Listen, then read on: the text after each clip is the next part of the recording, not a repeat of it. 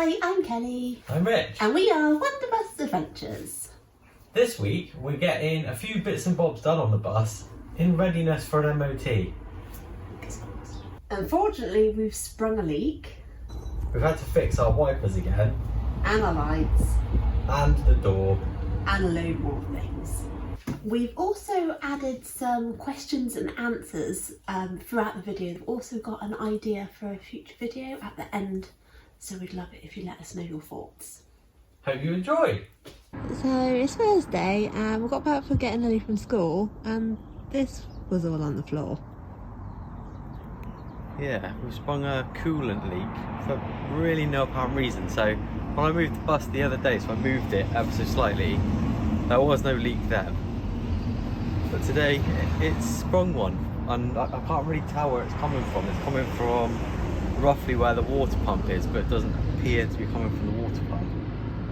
And I can't see it coming from any of the hoses, but I'm going to investigate it further. Interestingly, when it's running, there is no leak. It's because we put the MOT. Yeah, and this obviously isn't an MOT failure, but it might stop us actually driving it to the MOT station. So at times like this, when the bus wets itself, quite literally, we do have strange thoughts. What was the question we got asked? Basically, they were asking if we often how often we think about selling it, and the truth is a couple of times a month, and we do sometimes have a rant and go, what were we thinking, we were crazy, we're spending all this time and money, we don't know what we're doing. But I think it's part of the process. And yeah, because this is new to us. Yeah. Everything is new. Every little hurdle that we come across, we cross them quite easily usually, but then stuff will occur, and you know, if you're tired and it's just not that appealing and it's a hard job, it's like, just get rid of it. As well as with everything else, with normal stresses for everyday lives, and when we're not well, or when I'm not well, and yeah, all of those things. But we will get there in the end, and all your support, genuinely, it keeps us going. So like all your comments, you know, hearing from you every week is just really great, and we do love sharing. So although YouTube is a real it's a lot of work, and we worry that it'll be like rubbish, but then we go back to the reason for us doing it, which like genuinely is, for me, first and foremost, document what we've done, so you can look back and go, oh, we have come quite a long way.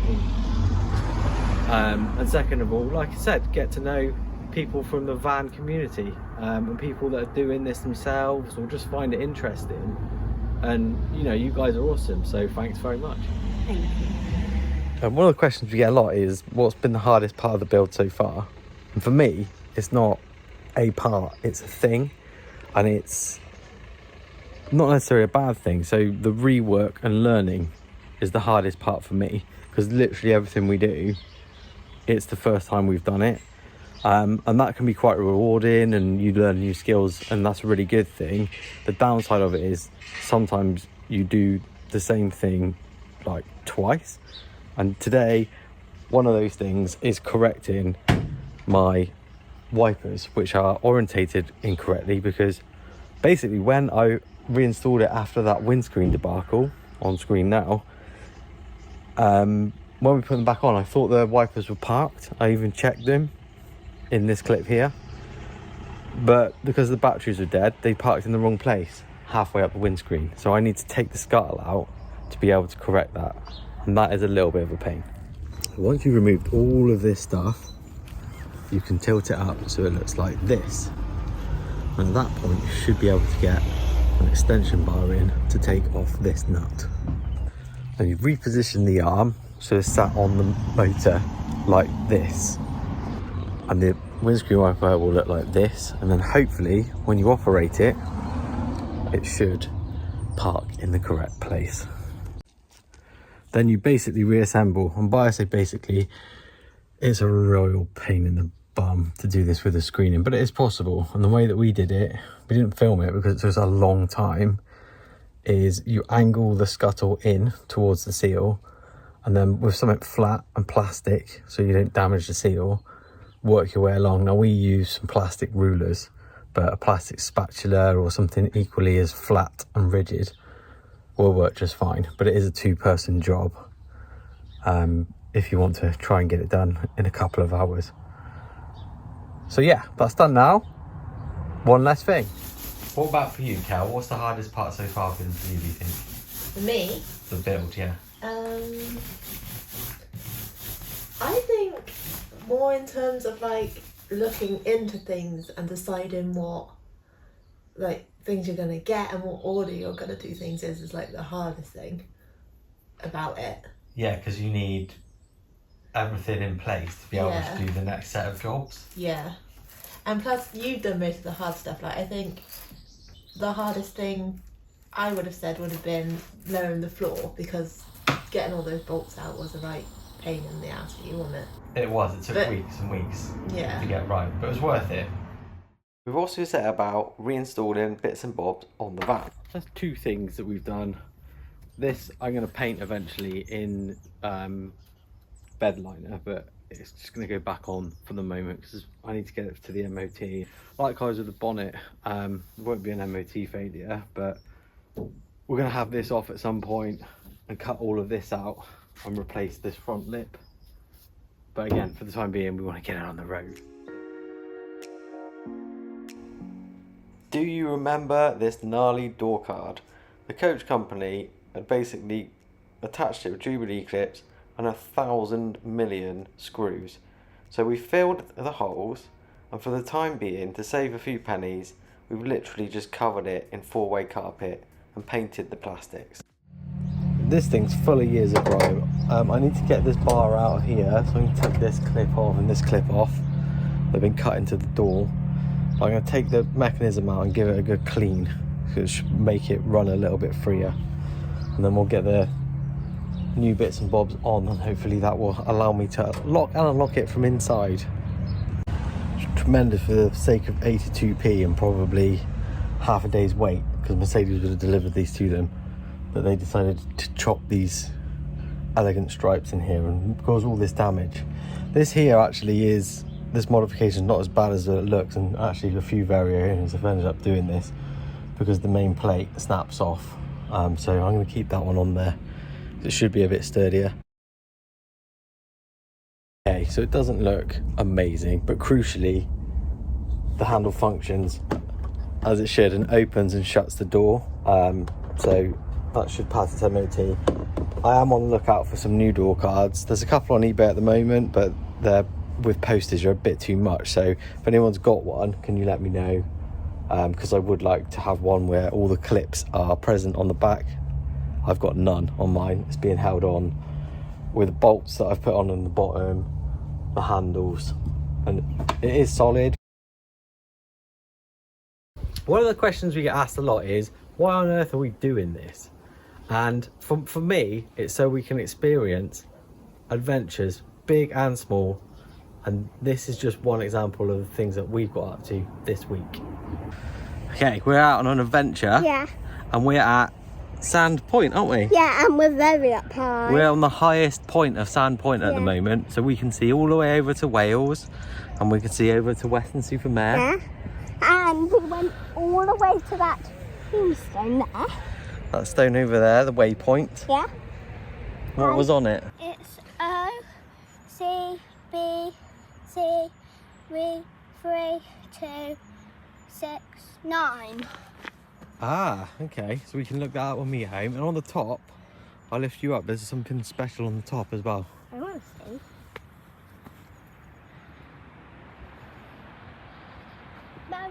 It had a fidget spinner on the top. It kind of looks like a fidget spinner, doesn't it? It did, didn't it? Do you remember what they're for? It's supposed to tell you where you are on the map, and it tells you you're at Sam Bay. That's right. Sam. That's where we are. It's 18.5 degrees. Yeah. It's balmy today. And Absolutely look balmy. how far. 4 o'clock in the afternoon, and look how far we can see. Right at the end now, almost. Almost at the end. And the next time when we come up here, we're going to the end. Right to the end, is it? Yeah, right to the end.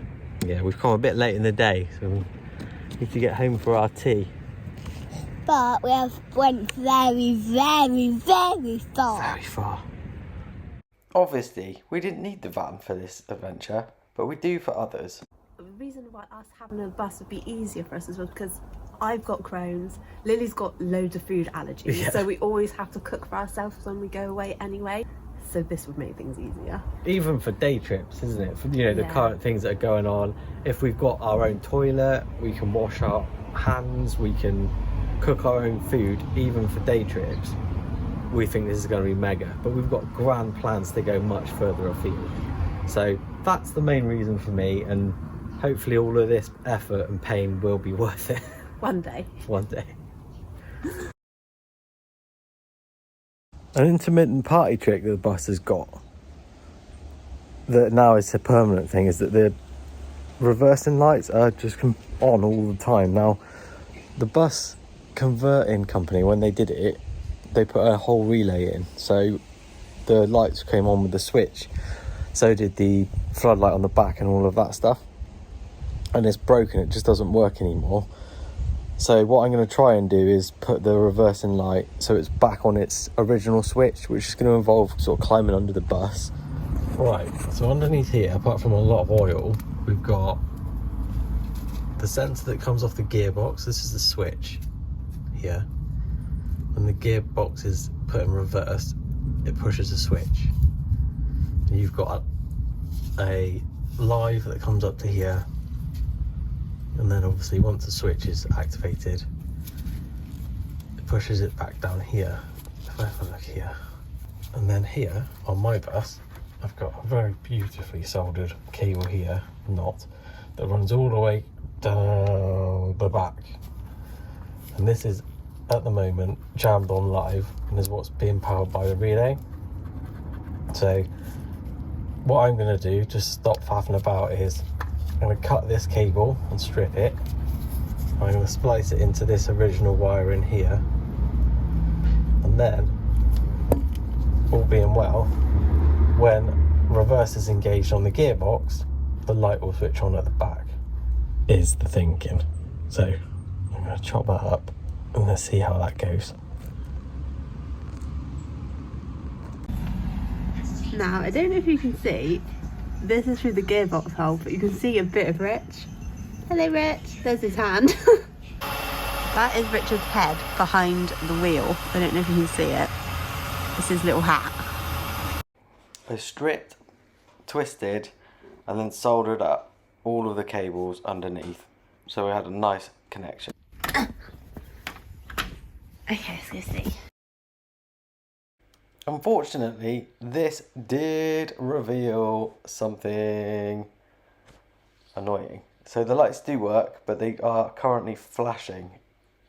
So I crawled out and had a look and discovered that the voltage is fluctuating, which is a little bit of a problem.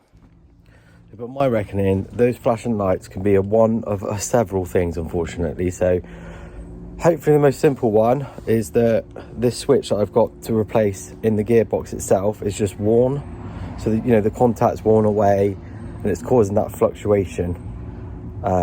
Can be a sign of a failing switch. So I'm going to change that first. The other things that it could be, I could have a problem with the wiring at the front to the back. I don't think it is that, because it fluctuated even when I put it in on the Wago. So I don't think it's my soldering, but it could be that. Other thing that it could be, because it's an LED, I don't think it is that, but I've ordered a resistor in case this doesn't work, because sometimes the current can cause it to fluctuate.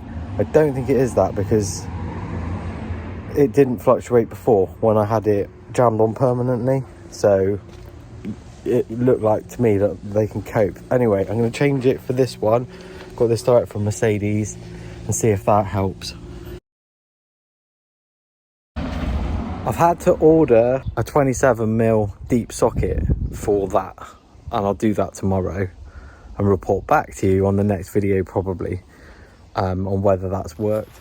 Howdy. So underneath here we've got our water tank. One of the questions that we've had a few times is your water tank too low and will it scrape the ground? So the simple answer is we're not sure, but we don't think so, and this is the thinking behind it. So we know that this is higher than the rear axle. We also know that it's higher than the mud flaps. We also know that it is not too much lower than what the old ramp was, and we also know that it's higher than the engine and everything at the front. Now, it might cause us a problem on steep hills, especially if we were reversing up a steep hill or something to that ilk, and we're going to test it before, you know, the build is complete. The other question we get a lot is, will you cut these off? And the answer is yes.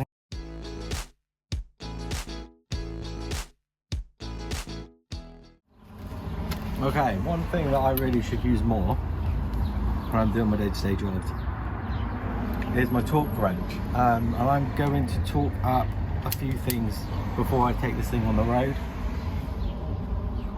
So first one is the front wheel. You'll remember that I took the front wheel off to do a bunch of repairs, so I'm going to make sure that that's torqued up correctly. The other thing, I've installed the roof rack and they're all tight, but I want to make sure that they're tight enough to the manufacturer's specs. So I'm going to go over all, how many have we got? 4, 8, 12, 16, 24, 16, 20, 24. All 48 bolts on the roof with this, and anything else that I've installed, just to check that it's all right and tight, because the last thing I want is things working loose. And then I'll check them again after we've done a fair few miles, well, 20 to 30 miles, to see what's worked loose. I'm going to do that next. Not an MOT failure. It would be if I got there and the wheel had fallen off though. I've got the manual, so I can check the correct torques. So on my model 614, I need 184 newton meters of torque. They're bigger models, they have bigger wheels and they have bigger wheel nuts.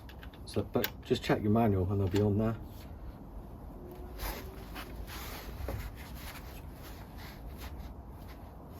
I need a bit more of a lever.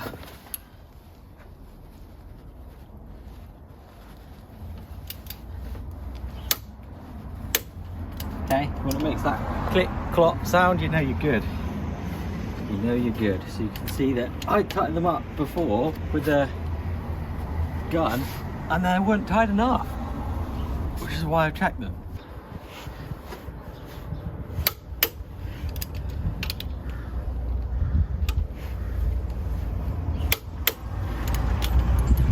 Good. Right, when you're done with this, always undo it before you store it. I'm going to undo it all the way and then look up what I need to do for the roof. And yeah, the advice goes, after you change your wheel or your tyre, driven 20-30 miles, check them again. When I replaced these as well, I replaced the little spring washers that are in the wheel. I don't know if that's unique to Varios, but I certainly don't have them on my car. But you know, have a check of those if you take the wheel off, because mine were kaput, so I replaced them all on this wheel at least. In the future, I'm gonna take all of these off and get around Luke's and have a go at sandblasting, get them painted up, and then get some nice new rubber on them. For the time being, these are good for what we need them. Yeah, torqued up, we're safe now. I'm going to check the other wheels anyway, even though I've not touched those. They should be okay from before, but you know, I know if I've checked them that it's my fault if they aren't right. Last thing I'm going to do, I haven't got them at the moment, but I'm going to order some direction markers to put on here, just so when I'm doing my checks I can see if they've moved. Another little job, inflate the tyres. So on mine, again, it's in the book, 65 psi, pretty much all round. Alright, just putting the wheel arches back on. Now I am going to take these off again, so to make them repeatable I'm just putting them in on riv nuts. So I'm drilling them through and then I'm painting them with some bed liner actually, so it's nice and durable.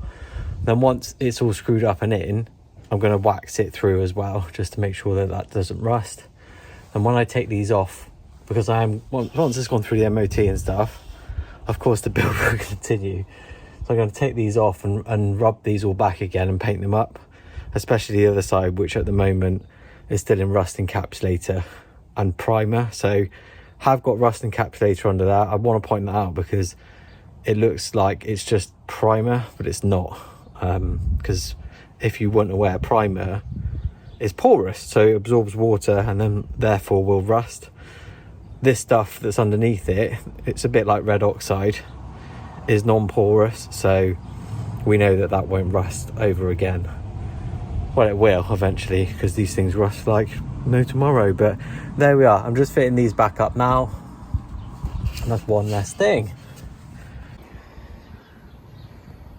Unfortunately, we are still not ready for the MOT. Getting there. Yeah. We're getting there, one thing at a time. It's just, there's just so many hurdles with everything. We've got loads of question and answers still to go through, and we wondered if you'd be interested in us doing a live sort of Q&A / we thought we'd do a quiz / So you can take part in. other bits and bobs really. So let us know what you think down in the comments, and as always, thanks so much for watching and hope you have a great week. 1, 2, 3. Bye.